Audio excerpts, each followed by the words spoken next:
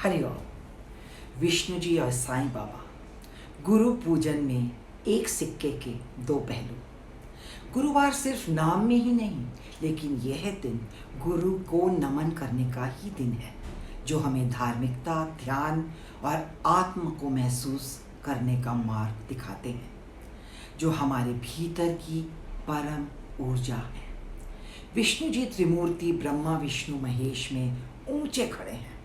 वैसे तो उन्होंने 24 अवतार लिए, जिनमें से 10 के लिए उन्हें अधिक लोकप्रिय रूप में जाना जाता है, क्योंकि प्रत्येक अवतार मानव जाति की मदद करने के लिए था, जब मानवता को उद्धारकर्ता की आवश्यकता थी।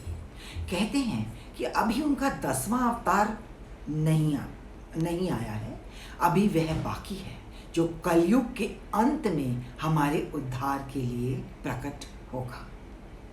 भगवान विष्णु एक चील की सवारी करते हैं। उनकी 4 भुजाएं हैं और उनका रंग हल्का नीला है। यह रंग एक तरफ अनंत आकाश का प्रतीक है और दूसरी तरफ अनंत ब्रह्मांडीय महासागर का। नीला रंग उनकी अनंत शक्ति का प्रतिनिधित्व भी करता है। हाँ, वह अनंत है, क्योंकि वह पूरे ब्रह्मांड के नियंत्रक है। जैसे उन्होंने बौने वामन के अवतार में के रूप में पूरी पृथ्वी को 3 पग में ही तय कर लिया था, जब पूरे ब्रह्मांड पर शासन करने वाले राक्षस राजा बलि ने उन्हें चुनौती दी थी और देवताओं ने भी अपनी शक्ति खो दी थी। कुंडली में गुरुवार बृहस्पति का दिन का प्रतिनिधित्व करता है। हम में से जिनके लगन 9वें या 12वें घर में मजबूत बृहस्पति है, उनका संपर्क गुरुओं से होगा और वह उनके प्रति समर्पित रहेंगे।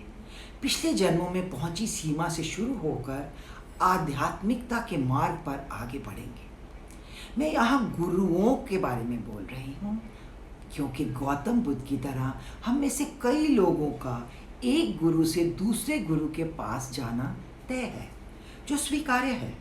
क्योंकि आध्यात्मिक पथ पर जैसे जैसे हम अपनी यात्रा पर बढ़ते हैं, उच्च ऊर्जाओं के साथ हमारा संबंध उच्च और उच्चतर की ओर बढ़ता है। अपने भीतर प्रभु के आभास को स्थापित करने का लक्ष्य जिसके भी भाग्य में है, वह साक्षात गुरु तक, सतगुरु तक पहुंच ही जाता है। जैसा कि हम साईं बाबा के जीवन से भी सीखते हैं, जो 19वीं सदी के मध्य से लेके वर्ष 1918 तक जीवित रहे, पूरे देश में गुरुवार को उनकी भी पूजा की जाती है। 16 साल की छोटी उम्र में वे शिरडी के एक पेड़ के नीचे, जहाँ वे रहते भी थे, निरंतर ध्यान की स्थिति में रहते थे। उनकी कोई इच्छा नहीं थी।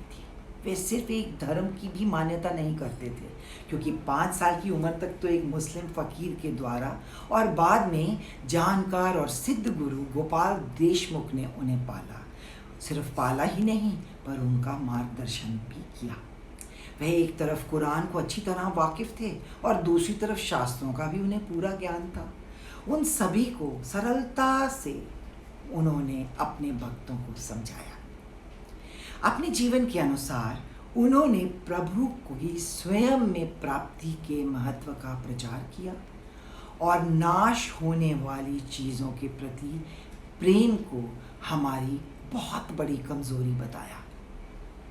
उनकी शिक्षा प्रेम, क्षमा, दूसरों की मदद, दान, संतोष, आंतरिक शांति और भगवान और गुरु के प्रति समर्पण पर केंद्रित है।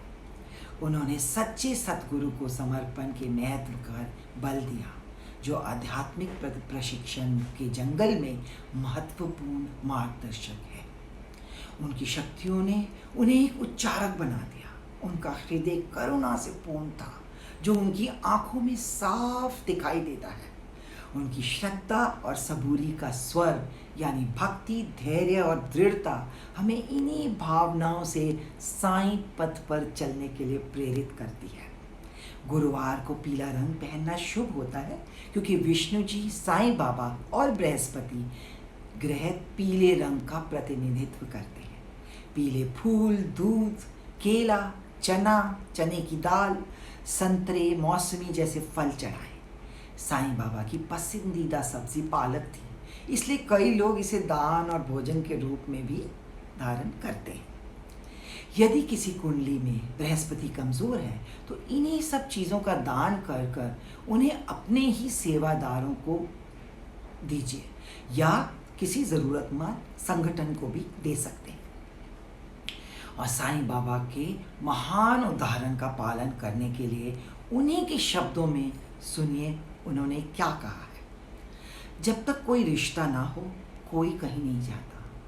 यदि कोई मनुष्य या प्राणी तुम्हारे पास आए तो उन्हें हठपूर्वक मत भगाओ, बल्कि उनका अच्छी तरह से स्वागत करो और उनके साथ उचित सम्मान से पेश आओ। यदि आप प्यासे को जल, भूखे को रोटी, नग्नों को वस्त्र और अजनबियों को बैठने और आराम करने के लिए अपना बरामदा देंगे तो श्री हरि यानी भगवान निश्चित रूप से प्रसन्न होंगे। यदि कोई तुमसे धन चाहता है और तुम देना नहीं चाहते हो तो मत देना, परंतु उस पर कुत्ते की तरह भौंकना मत। ये साईं के अपने शब्द हैं। आइए हम विष्णु जी की ऊर्जा की तरह अपनी उदारता और करुणा में अनंत हों और इंसान की इस उच्चतम योनि में साईं बाबा के मानव जीवन को अपना उदाहरण बनाएं।